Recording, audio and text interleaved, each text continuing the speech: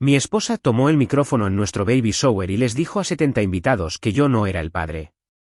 Me marché e hice una sola llamada. Su padre se puso blanco como un papel, corrió hacia ella y le susurró algo que borró su sonrisa para siempre. Ella no tenía idea de lo que acababa de activar. Mi nombre es Elliot Arroof. Tengo 44 años. Soy dueño de una pequeña empresa que repara y revende equipos comerciales, el tipo de máquinas que mantienen en funcionamiento a los restaurantes y centros de distribución. La construí desde la nada. Solo un garaje alquilado y un camión usado. Y a lo largo de 12 años, la convertí en algo de lo que estar orgulloso. Tengo un hijo llamado Owen. Tiene 8 años, los dientes separados, está obsesionado con los dinosaurios y es lo mejor de lo que he formado parte jamás. Y hasta esa tarde de sábado en marzo, creía que tenía un segundo hijo en camino. El baby shower fue idea de Natalie desde el principio. 70 invitados, un salón alquilado en Riverside, globos color pastel y un servicio de catering que costó más que mi primer camión. Su padre, Gerald Whitmore, de 75 años, fundador de un fideicomiso inmobiliario regional que había estado en su familia desde los años 80, estaba sentado en la mesa principal como siempre, espalda recta, bourbon en mano, observando todo con esos ojos inexpresivos de sala de juntas. Owen había estado saltando por las paredes toda la mañana. Me tiró de la manga antes de salir de casa y dijo, «Papá, ¿crees que va a ser niño o niña?» Le dije que no lo sabía. Dijo que no le importaba mientras al bebé le gustaran los dinosaurios. Me reí. Esa risa se siente ahora como si perteneciera a un hombre diferente. El salón estaba lleno y ruidoso cuando Natalie tomó el micrófono. Yo estaba de pie cerca del fondo hablando con un proveedor al que no había visto en un año cuando el ruido se desvaneció. Natalie tenía esa mirada en su rostro, la que usaba cuando ya había decidido algo y ganado una audiencia para ello. Levantó su copa, sonrió a la sala y luego dirigió sus ojos directamente hacia mí. Creo que es hora de que todos sepan la verdad, dijo, con una voz brillante, clara y totalmente tranquila. Elliot no es el padre. La sala no jadeó. Simplemente se detuvo. Las conversaciones se cortaron a mitad de frase. El tenedor de alguien golpeó un plato. Me quedé allí sosteniendo un vaso de agua con gas, completamente inmóvil, mientras 69 personas me miraban fijamente. No grité. No me moví hacia ella. Dejé el vaso en la mesa más cercana, me abotoné la chaqueta y salí. El estacionamiento estaba cálido y silencioso. Saqué mi teléfono, busqué el único contacto y presioné llamar. 2 tonos. Es la hora, dije.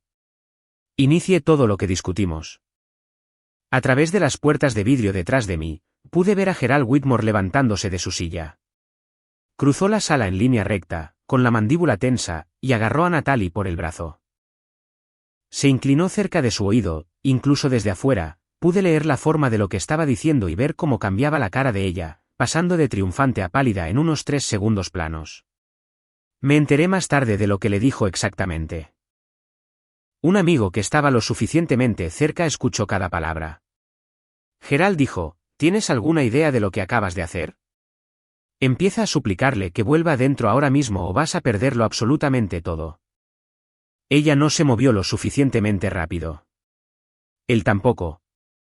Yo ya estaba camino a la oficina de mi abogado. La gente siempre asumió que Gerald Whitmore casó a su hija conmigo porque yo era útil.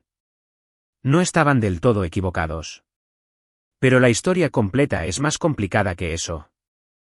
Y si quieren entender por qué una llamada telefónica en un estacionamiento podría desmoronar un imperio familiar de décadas, necesitan entender cómo se construyó y en quién confiaba Gerald para mantenerlo unido.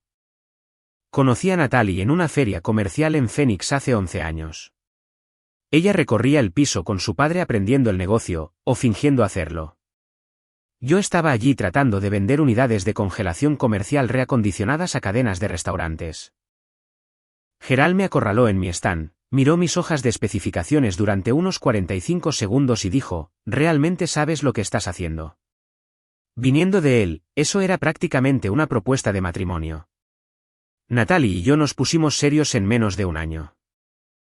Gerald se ablandó lentamente, como lo hacen los motores fríos, a regañadientes y solo bajo presión. Pero para cuando nos casamos, algo había cambiado entre nosotros. Me había visto manejar una disputa contractual. Me vio convertir un acuerdo de equipo fallido en una reventa rentable. Y en algún momento del camino, dejó de ponerme a prueba y comenzó a hablarme como a un socio. Owen llegó 3 años después de casarnos. Gerald lo sostuvo en la habitación del hospital con la cuidadosa rigidez de un hombre que nunca había aprendido del todo la ternura, y vi algo moverse detrás de sus ojos que no había visto antes. No dijo mucho. No necesitaba hacerlo. 2 años después de eso, Gerald me llamó a su oficina en casa, una habitación que olía a madera vieja, bourbon y decisiones, y me expuso todo. Sus hijos, los 2 hermanos de Natalie, habían demostrado ser espectacularmente poco confiables. Uno había quemado un fondo de desarrollo inmobiliario persiguiendo un concepto de resort en Nuevo México que nunca comenzó a construirse. El otro había pasado la mayor parte del año consultando para una startup que resultó ser un proyecto de vanidad para un compañero de cuarto de la universidad.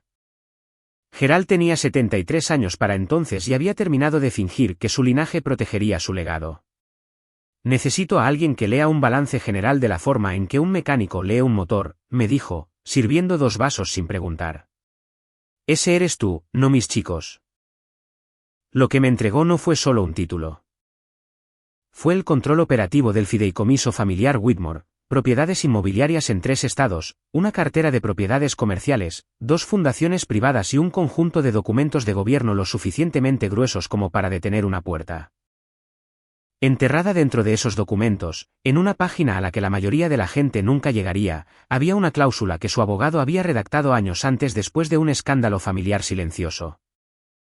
Una cláusula de moralidad, el tipo que le daba al administrador interino, plena autoridad para congelar distribuciones y activos si algún beneficiario nombrado participaba en una conducta considerada públicamente perjudicial para la reputación de la familia. Gerald nunca lo mencionó directamente.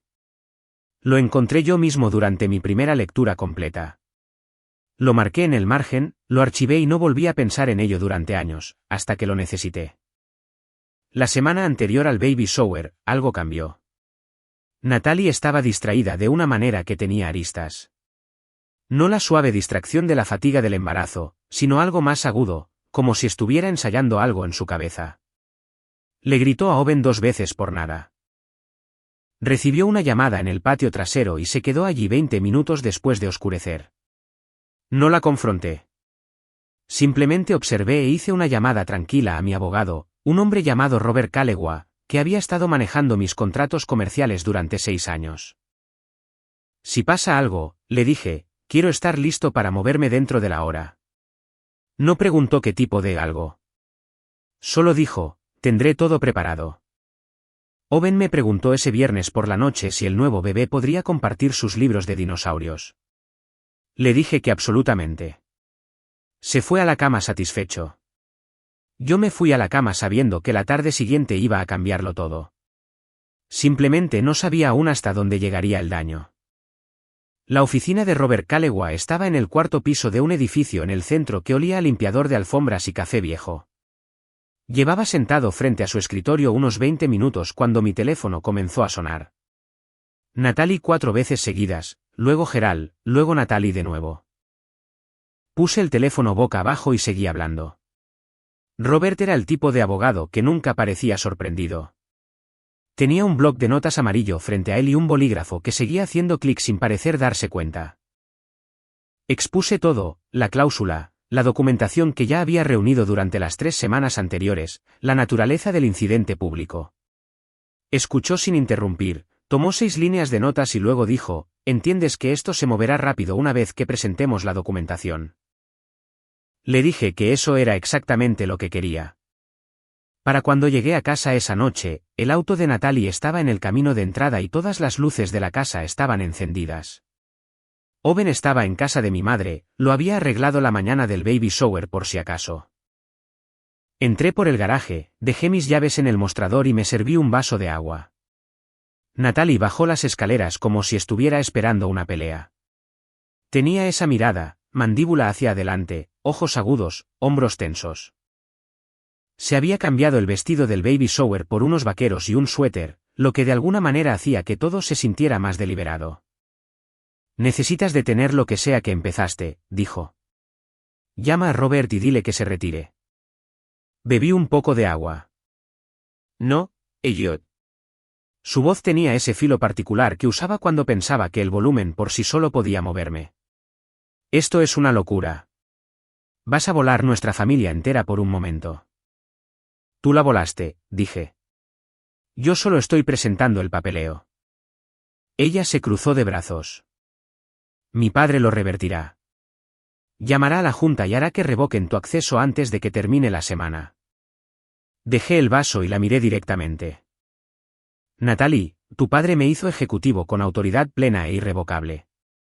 Sus palabras, su abogado, su firma. Puede llamar a quien quiera.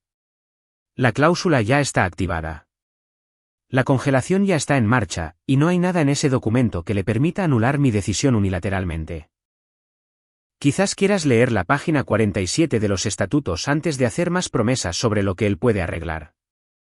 La certeza en su rostro parpadeó solo por un segundo. Esto es sobre más que lo de hoy, continué. Te has estado alejando durante 8 meses. Dejaste de hablarme como a un socio. Empezaste a gestionarme como un problema. Y ahora te paraste frente a 69 personas y les dijiste que nuestro bebé no es mío. Eso no es un momento. Eso es una conclusión. Estás siendo dramático, dijo, pero su voz tenía menos acero ahora. Estoy siendo preciso, respondí. Hay una diferencia. Intentó 3 ángulos más durante los siguientes 40 minutos.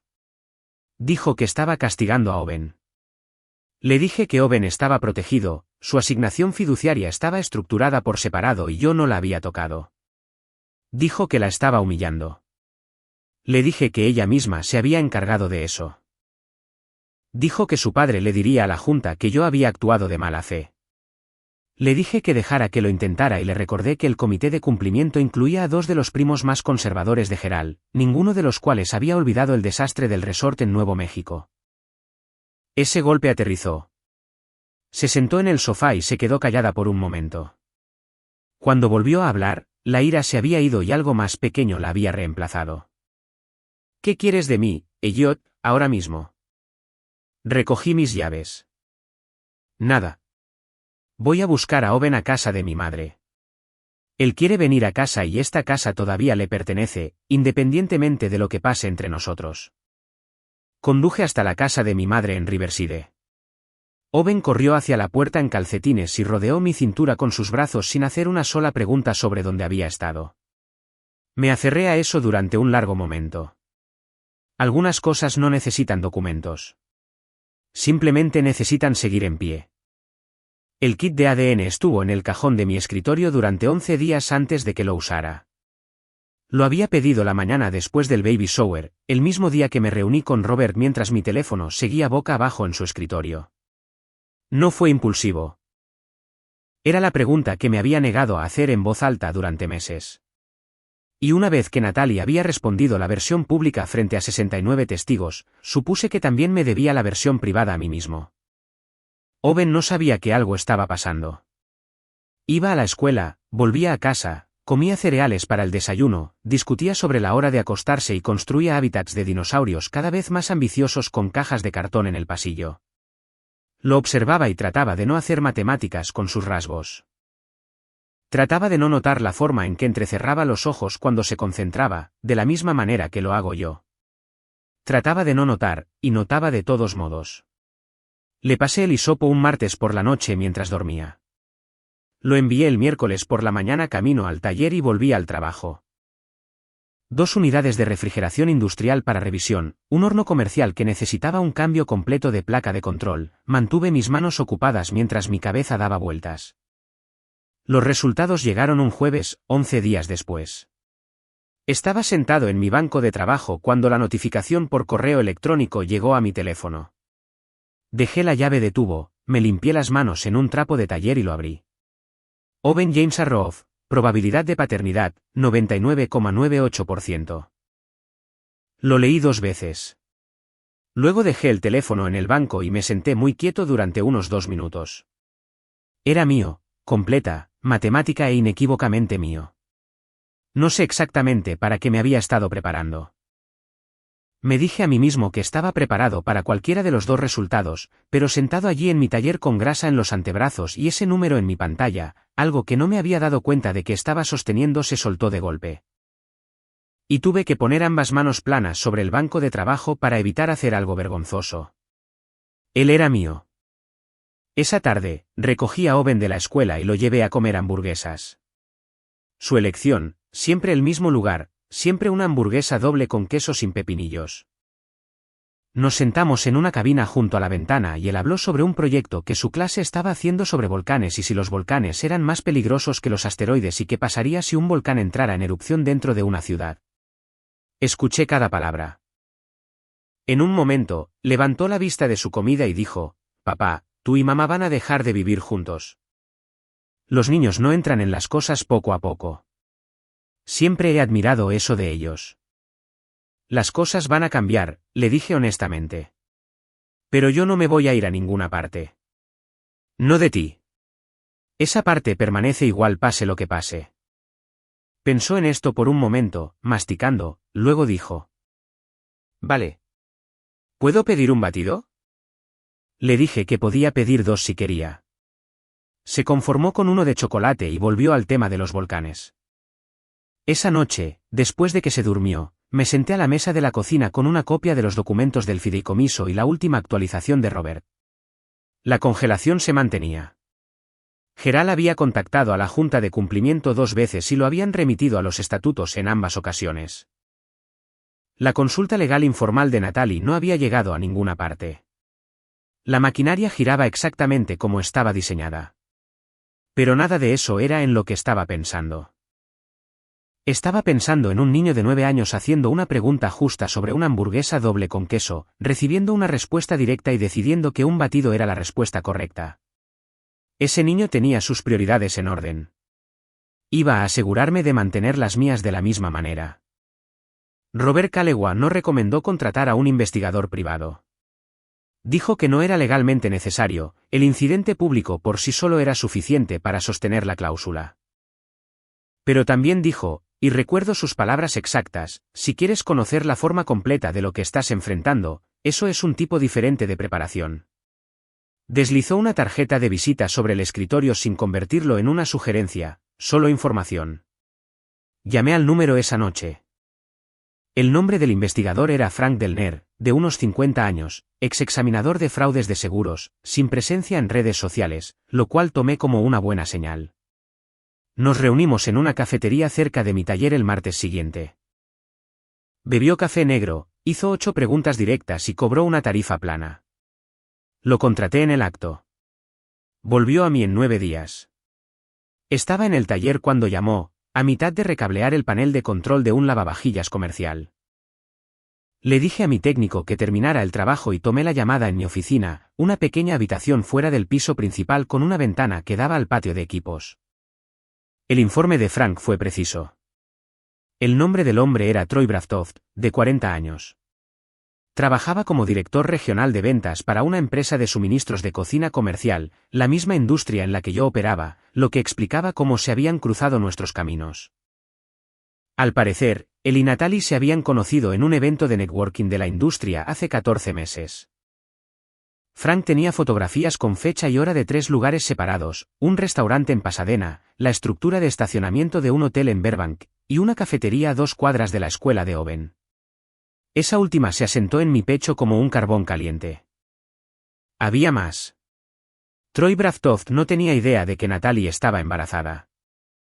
Frank había confirmado esto a través de una fuente dentro del lugar de trabajo de Troy. Una asistente que escuchó una conversación telefónica en la que Troy expresaba con cierta agitación que acababa de enterarse del anuncio del baby shower a través de contactos mutuos de la industria y no tenía conocimiento previo del embarazo de Natalie. Según todos los indicios, lo habían tomado por sorpresa. Así que ella lo había estado usando a él sin decírselo, y me había estado usando a mí como el piso financiero en el que planeaba aterrizar. Me quedé con eso durante mucho tiempo después de colgar. La tarde siguiente, los hermanos de Natalie aparecieron en mi taller sin previo aviso. Ambos, Derek y Paul Whitmore, de unos 40 años, con bronceados que no podían permitirse y actitudes calibradas para hombres con más influencia de la que realmente tenían. Derek hizo la mayor parte de la conversación.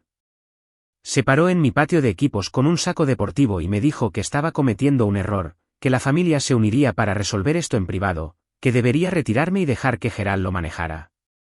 Escuché todo sin interrumpir. Cuando terminó, dije, ¿terminaste? Derek parpadeó. Elliot, estoy tratando de... Tengo 2 cámaras cubriendo este patio, dije, una en la puerta, una en la pared sur. Ambas grabando con audio. Cualquier cosa que vinieran a decir aquí ahora está archivada. Así que, si alguno de ustedes planea seguir esta conversación con algo que parezca intimidación o interferencia, Robert Calloway tendrá las imágenes antes de que vuelvan a la autopista. Paul, que no había dicho mucho, miró a la cámara sobre la puerta sur. Tocó el brazo de Derek. Se fueron. Envié las imágenes a Robert esa noche. Él las presentó en el registro de cumplimiento a la mañana siguiente. Gerald me llamó 2 días después. Había estado llamando a Robert, quien seguía redirigiéndolo a los estatutos, y aparentemente finalmente decidió intentarlo conmigo directamente. La conversación fue corta. Abrió con decepción, pasó rápidamente a la presión y llegó a una sugerencia apenas velada de que yo estaba dañando el legado de la familia por razones personales. Gerald, dije, me diste la autoridad para proteger este fideicomiso de exactamente este tipo de evento reputacional. Tú escribiste la cláusula. Tu abogado la redactó. Tu firma está en cada página. Si quieres argumentar que estoy haciendo un mal uso de mi autoridad, eres bienvenido a llevar esa posición a la Junta de Cumplimiento. Te veré allí. Se quedó callado. Luego, en voz más baja, dijo, ella es mi hija. Lo sé, dije. Y Owen es mi hijo. Tengo los papeles para probarlo. No respondió a eso. La llamada terminó poco después. Esa noche, me senté en la puerta de Owen después de que se durmiera y lo vi respirar un rato. Estaba acurrucado alrededor de un triceratops de peluche que tenía desde los 3 años, con un pie colgando del borde del colchón, completamente tranquilo, completamente inconsciente. Pensé en Troy Bravtoft, que no sabía del embarazo. Pensé en Natalie, que había planeado toda la coreografía de ese baby shower con una precisión que todavía me impresionaba de una manera sombría. Pensé en Gerald, que había construido un imperio y le entregó las llaves a la única persona en la que confiaba y ahora estaba descubriendo lo que eso significaba realmente. Y luego dejé de pensar en todos ellos y simplemente vi a mi hijo dormir. Algunos problemas los resuelves con documentos. Algunas cosas simplemente tienes que protegerlas. Robert me llamó un jueves por la mañana con el tipo de voz que significa que ha encontrado algo significativo y está eligiendo sus palabras con cuidado. Hay algo en la revisión del fideicomiso que necesitas ver en persona, dijo. Ven esta tarde. Reorganicé 2 citas con clientes y estuve en su oficina a las 2. Tenía un resumen impreso en el escritorio y una hoja de cálculo abierta en su monitor. La revisión de cumplimiento del fideicomiso activada por la cláusula había implicado una auditoría completa de todas las cuentas bajo los estatutos. Procedimiento estándar. Lo que no era estándar era lo que el auditor había descubierto en la estructura de cuentas offshore. Durante un periodo de aproximadamente 4 años, una serie de transferencias había movido fondos de una de las fundaciones del fideicomiso en Delaware a una cuenta privada a nombre de Gerald solamente.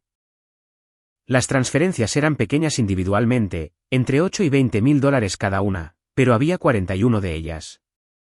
El total era un poco menos de 900 mil dólares. Me senté en la silla frente a Robert y miré la hoja de cálculo durante mucho tiempo sin hablar. ¿Es esto evasión de impuestos?, pregunté. Eso es para que lo determine un contador forense, dijo Robert con cuidado. Lo que puedo decirte es que estas transferencias no fueron autorizadas bajo los documentos de gobierno del fideicomiso. Y como ejecutivo interino, estás obligado a marcarlas y reportarlas a la Junta de Cumplimiento. Me recosté. Gerald hizo esto él mismo. La cuenta está a su nombre. Las autorizaciones de transferencia llevan su firma digital.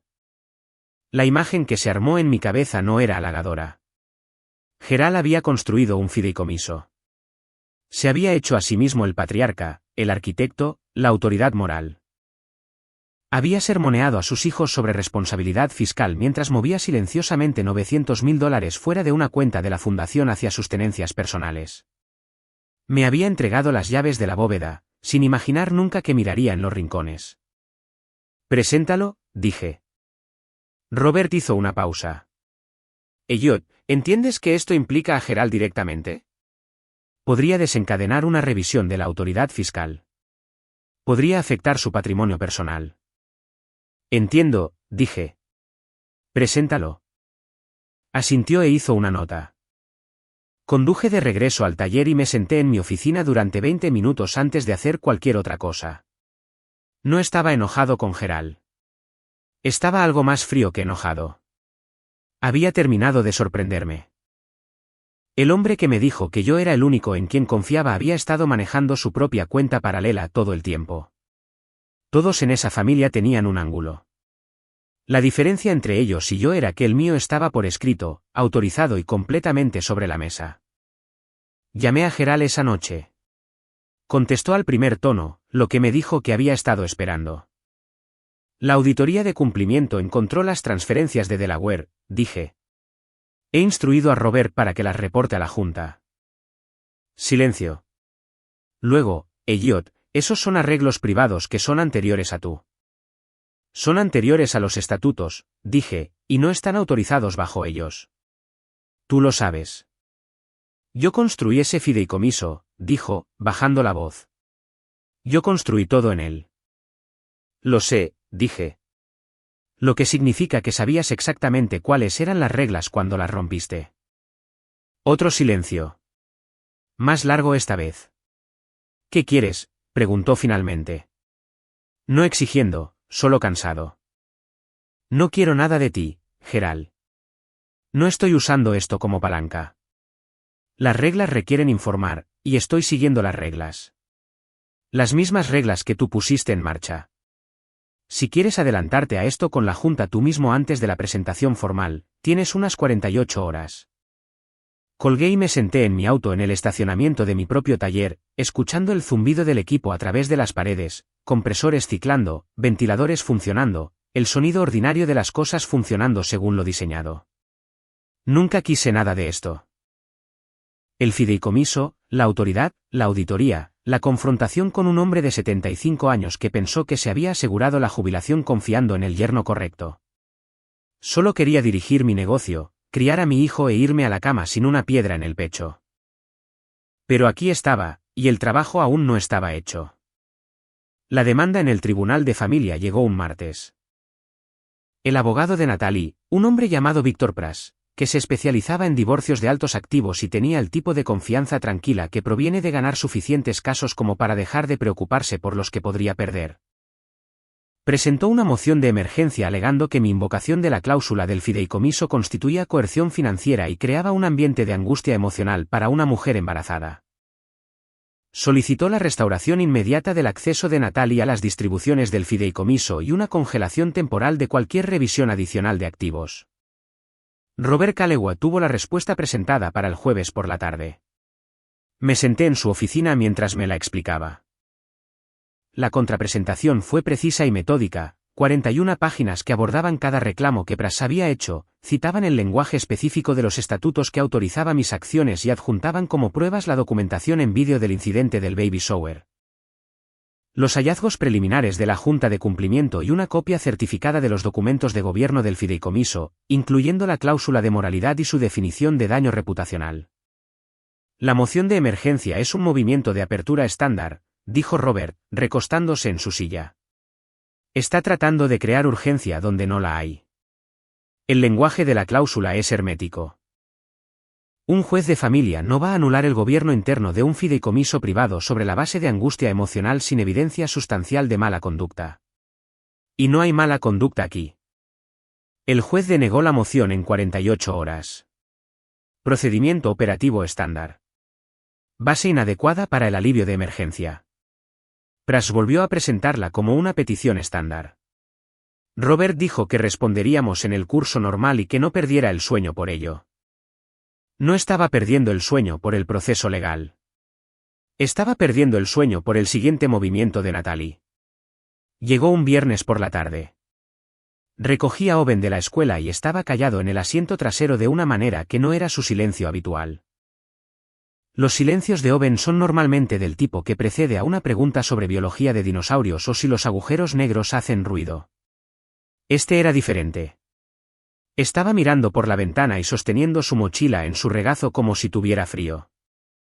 Mamá llamó a la escuela hoy, dijo a unos 2 minutos de casa. Mantuve mis ojos en la carretera. ¿Qué dijo? Le dijo a la señora Alderman que debería ir a casa con el abuelo Gerald después de la escuela los viernes a partir de ahora. Hizo una pausa. La señora Alderman te llamó, ¿verdad? Lo hizo, dije. La señora Alderman me había llamado al mediodía y yo ya había hablado con el coordinador administrativo de la escuela sobre la autorización de recogidas. Mi nombre era el contacto principal. El de Gerald no lo era. Le dije a la señora Alderman que quería ir a casa contigo, dijo Owen. Lo miré por el espejo retrovisor. ¿Lo hiciste? Sí. Se encogió de hombros con la particular despreocupación de un niño de 8 años tratando de no hacer un gran problema de algo que era un gran problema. No quería ir a casa del abuelo sin saber si tú lo sabías. Entré en nuestra calle y me detuve en un semáforo. Owen, hiciste exactamente lo correcto. Y para que conste, donde sea que vayas después de la escuela, yo siempre lo sabré con anticipación. Eso es una garantía. Asintió y pareció calmarse. Para cuando llegamos a casa, estaba preguntando por la cena. Y para cuando terminó la cena, estaba construyendo algo arquitectónico con las cajas de cartón en el pasillo. Llamé a Robert esa noche y le conté lo que había pasado. Lo añadió al expediente del caso. La semana siguiente, solicitó la custodia física primaria, citando interferencia parental documentada con protocolos escolares establecidos. También citó la preferencia expresada por Owen, que en California tenía peso en los procedimientos del Tribunal de Familia una vez que un niño alcanzaba cierto nivel de madurez demostrada. Víctor Pras presentó una contramoción argumentando que el embarazo de Natalie le daba derecho a la consideración residencial primaria. El juez programó una audiencia para dentro de 3 semanas. Mientras tanto, en una vía separada, la Junta de Cumplimiento completó su revisión preliminar de las transferencias no autorizadas de Gerald. La Junta, presidida por el propio primo de Gerald, un banquero retirado conservador llamado Arthur Felton, que no tenía paciencia para lo que llamaba en privado creatividad contable familiar, emitió un hallazgo formal de distribución no autorizada. El asunto fue remitido al contador forense del fideicomiso, según los requisitos de información, marcado para revisión por la autoridad fiscal pertinente. Gerald me llamó la noche en que se emitió el hallazgo. Eran casi las 10. Sonaba más viejo de lo que había sonado hace 3 semanas, lo cual no pensé que fuera posible. Arthur Felton me llamó esta tarde, dijo. 22 años hemos estado en el mismo grupo de golf de los domingos. Lo sé, dije. Era necesario eso, Elliot. Marcarlo al agente de impuestos. Era requerido, dije. Anexo 7 de los estatutos. Robert lo reportó porque es obligatorio. Yo no tenía discreción y él tampoco. Una larga pausa. Construí ese fideicomiso desde la nada. 40 años. Sé que lo hiciste, dije. Por eso las reglas que escribiste deberían aplicarse a todos, incluyéndote a ti. No respondió de inmediato. Cuando lo hizo, su voz había cambiado a algo que no era exactamente una disculpa, pero estaba en el mismo vecindario. Juzgué mal algunas cosas, dijo. Sobre Natalie, sobre de lo que era capaz. Yo también, dije. Durante unos 8 años. Lo dejamos ahí. Ni cálido, ni frío, solo 2 hombres que habían sido superados por alguien en quien confiaban y ahora estaban lidiando con las consecuencias de diferentes maneras. El lunes siguiente, Troy Braftoft presentó un reclamo voluntario de reconocimiento de paternidad a través de un abogado de derecho familiar en Pasadena. Aparentemente había contratado un abogado la semana anterior. Robert me dijo que esto era realmente útil. Significaba que la cuestión de la filiación legal del niño no nacido se resolvería a través de los canales adecuados sin que yo fuera nombrado en ningún procedimiento impugnado. La biología era clara. El papeleo seguiría. Yo no figuraba como el padre. No iba a luchar por serlo. Ese capítulo pertenecía a otra persona. Mi capítulo era Owen. Y la audiencia que llegaba en 3 semanas, y la tranquila y ordinaria mañana de martes cuando lo dejé en la escuela y él se dio la vuelta en la puerta, me dio el mismo saludo con 2 dedos que siempre me daba y desapareció por las puertas sin mirar atrás. Ese saludo valía cada documento que había presentado. El evento de relanzamiento se llevó a cabo en un espacio tipo loft prestado en Culver City. Me enteré por Frank Delner, quien se había mantenido vagamente conectado al caso a mi petición. Natalie había organizado lo que llamaba una recepción comunitaria, una reunión solo por invitación para los partidarios de su fundación, miembros de la Junta y una selección de contactos de medios que había cultivado a lo largo de los años. El propósito declarado era abordar conceptos erróneos recientes y reafirmar el compromiso de la fundación con su misión. Frank asistió como contacto de proveedor de una de las empresas de catering. Me envió un resumen de 2 párrafos esa noche. Aparecieron 41 personas. De los 18 miembros de la Junta que habían recibido invitaciones, vinieron 6. El resto envió sus excusas o simplemente no respondió. El evento duró 90 minutos. Natalie dio una declaración preparada sobre la privacidad, los desafíos personales y la importancia del contexto. No hubo preguntas del público. El catering fue descrito por Frank con su característica subestimación como ambicioso. 3 días después, la Junta de la Fundación Haven votó para destituir a Natalie de su papel de embajadora.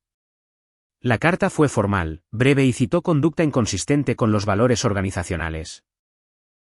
Una marca de bienestar boutique que había estado en discusiones preliminares de asociación informó discretamente a su representación que estaban persiguiendo otras oportunidades. Una publicación regional de estilo de vida que tenía programado presentarla en una edición de otoño retiró el artículo sin explicación. El seguimiento de Natalie en las redes sociales había sido de aproximadamente 44.000 antes del baby shower. Para la 6ª semana, había caído a 31.000, y los comentarios en sus publicaciones restantes tenían el tono particular de una audiencia que había decidido observar en lugar de participar. Ella presentó una moción alegando que su embarazo le daba derecho a una resolución acelerada del asunto de la custodia y solicitando que el tribunal considerara sus reducidas circunstancias financieras, un resultado directo de la congelación del fideicomiso, como un factor para determinarla. Manutención. Víctor Pras lo argumentó con convicción. Robert Callewa respondió con documentación. La juez, una mujer sensata llamada Honorable Patricia Dramen, revisó ambas presentaciones y programó una audiencia formal. En esa audiencia, sucedieron 3 cosas que importaron. Primero, el consejero escolar de Owen presentó una declaración escrita describiendo la preferencia expresada por Owen de permanecer bajo el cuidado primario de su padre. Su rendimiento académico estable y su presentación emocional consistente durante lo que el consejero describió como un periodo de estrés familiar obvio. Segundo, la juez Dramen se negó a tratar la congelación del fideicomiso como un factor relevante en el cálculo de la manutención, señalando que la congelación resultó de una conducta documentada por la peticionaria, no de ninguna acción del demandado que redujera los recursos disponibles. Tercero, y más significativamente, cuando el abogado de Natalie argumentó que su embarazo creaba circunstancias especiales que justificaban la prioridad residencial, la juez Dramen hizo una pregunta directa: ¿quién es el padre nombrado del niño no nacido en el registro legal actual? Víctor Pras respondió que la paternidad era un asunto separado pendiente de resolución. La juez Dramen anotó la respuesta en el registro, permitió que constara y siguió adelante. Natalie intentó usar a Owen 2 veces más en las semanas que siguieron. La primera vez lo llamó directamente a su tableta escolar durante el almuerzo, un dispositivo que se suponía que debía usarse solo para tareas escolares, y tuvo una conversación de 20 minutos que Owen me describió esa noche como rara y un poco triste. Dijo que ella le había preguntado si la extrañaba. Él me dijo que no había sabido qué decir. Lo documenté y lo agregué al archivo de Robert. La segunda vez, envió un mensaje a través del entrenador de fútbol de fin de semana de Owen, un voluntario llamado Kate, que no tenía idea de que estaba siendo utilizado como mensajero, pidiéndole a Owen que me dijera que ella quería hablar. Owen llegó a casa del entrenamiento, transmitió el mensaje palabra por palabra con la precisión fáctica de un niño que aún no entiende el subtexto adulto, y luego preguntó si podía tomar una paleta helada. Le di la paleta y llamé a Robert. Robert presentó una moción citando intentos documentados de utilizar a un niño menor como intermediario en procedimientos legales de adultos. La juez Dramen lo agregó al registro con una nota de que cualquier otro intento de contacto enrutado a través del niño sería tratado como interferencia con los procedimientos de custodia.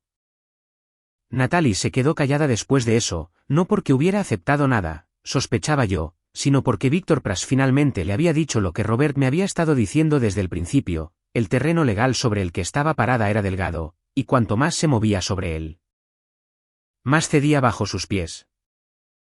La Junta de la Fundación Haven nombró a una nueva embajadora, una expresentadora de noticias locales que se había pasado a la defensa del bienestar. El anuncio fue recibido calurosamente. Nadie mencionó a Natalie por su nombre. Tenía 3 semanas hasta la audiencia de custodia. Las pasé trabajando, recogiendo a Owen de la escuela, ayudándolo con su proyecto de ciencias sobre placas tectónicas y comiendo cereales con él los sábados por la mañana mientras veíamos documentales sobre la naturaleza.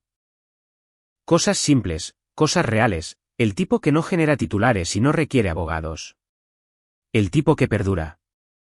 La audiencia de custodia estaba programada para un martes por la mañana en un edificio del Tribunal de Familia en el centro de Riverside que olía a cera para pisos y aire reciclado. Llegué 20 minutos antes con Robert Calewa, 2 carpetas de documentación y la quietud particular que proviene de saber que has hecho todo lo que podías hacer antes de cruzar una puerta.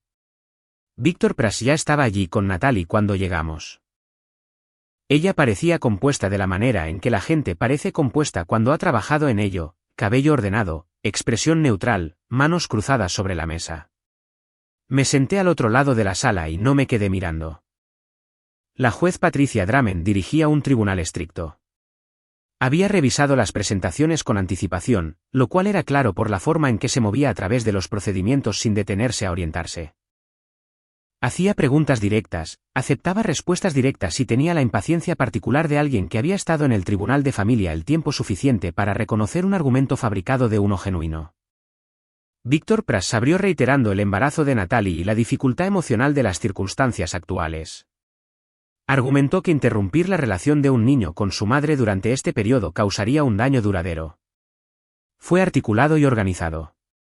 Fue un buen argumento para un caso más débil. Robert respondió con el registro documentado, la declaración escrita del consejero escolar de Owen, el incidente con la tableta escolar, la situación del entrenador de fútbol, los hallazgos de la Junta de Cumplimiento, la denegación de ambas mociones de emergencia. El reconocimiento de paternidad presentado por Troy Braftoft. Presentó todo en secuencia, con calma, sin teatralidad. La juez Dramen pidió que se leyera la declaración del consejero de Owen en el registro. Eran 3 párrafos. La parte relevante decía: Owen ha expresado en múltiples ocasiones y sin que se le haya preguntado una clara preferencia de permanecer bajo el cuidado de su padre.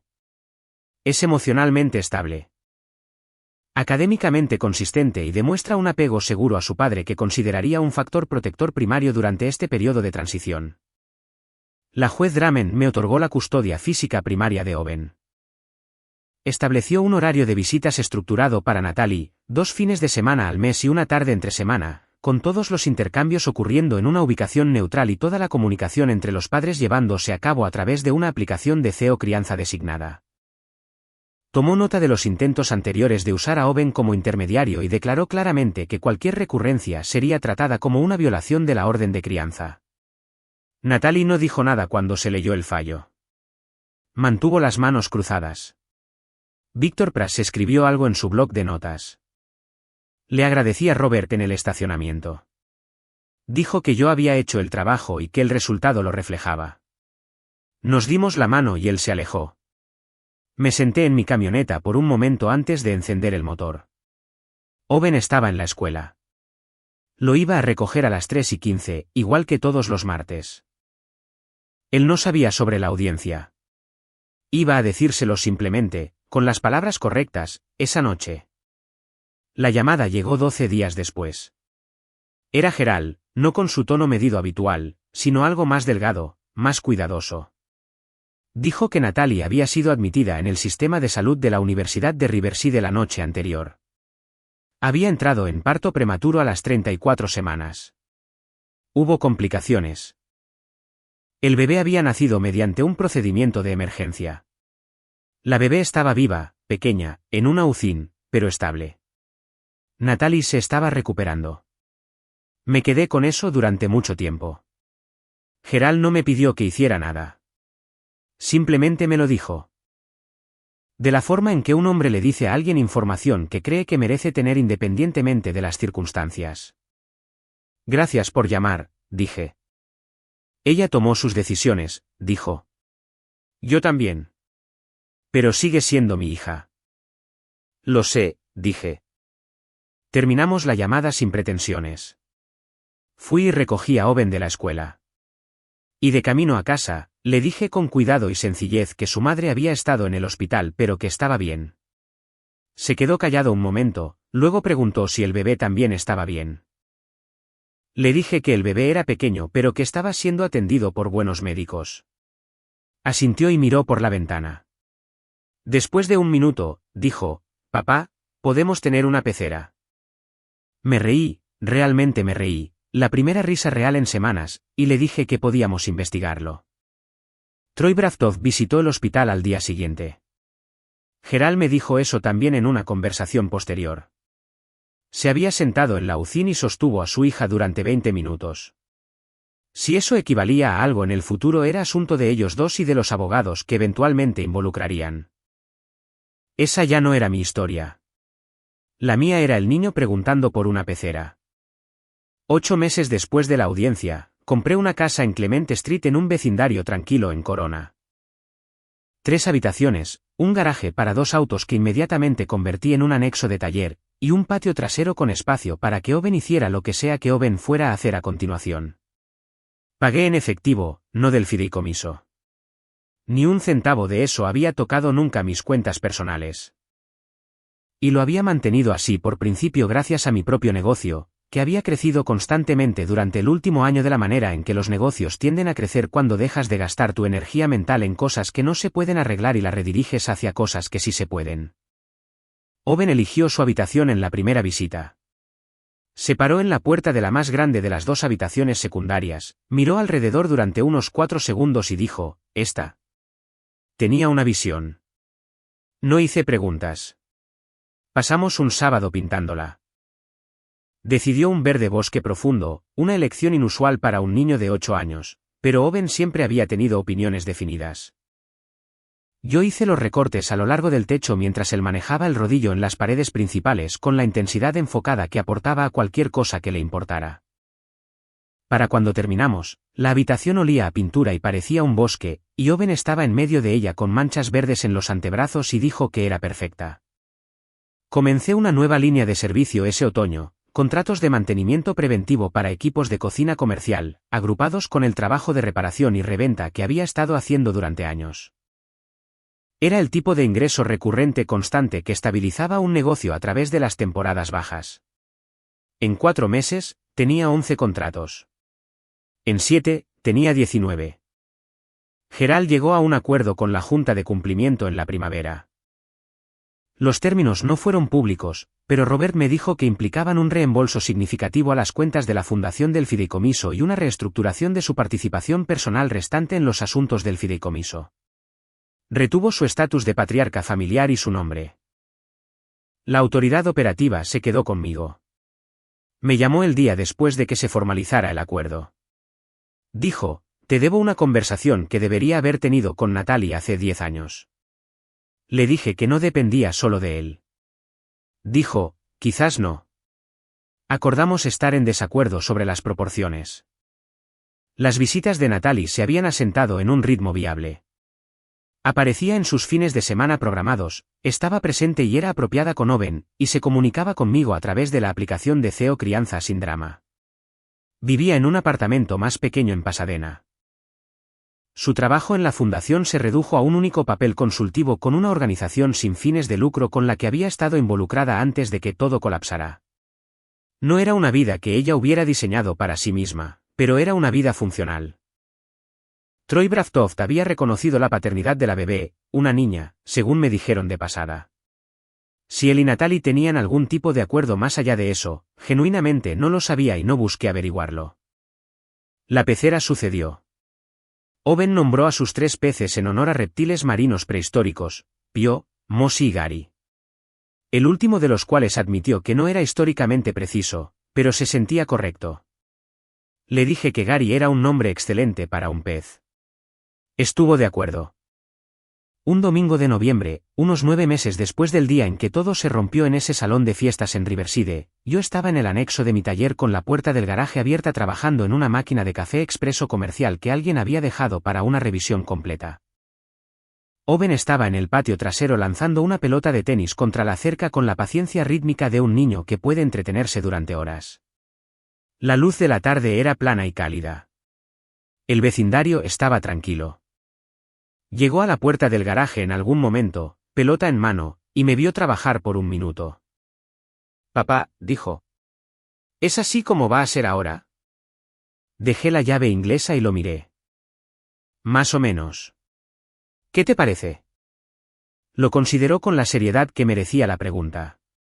Luego se encogió de hombros, rebotó la pelota una vez en el piso de concreto y dijo: «Me gusta». Volvió al patio. Recogí la llave inglesa y volví al trabajo. Algunas cosas las construyes de la nada. Algunas cosas las reconstruyes a partir de lo que queda. De cualquier manera, el trabajo es el mismo, manos firmes, las herramientas adecuadas y suficiente paciencia para llevarlo hasta el final.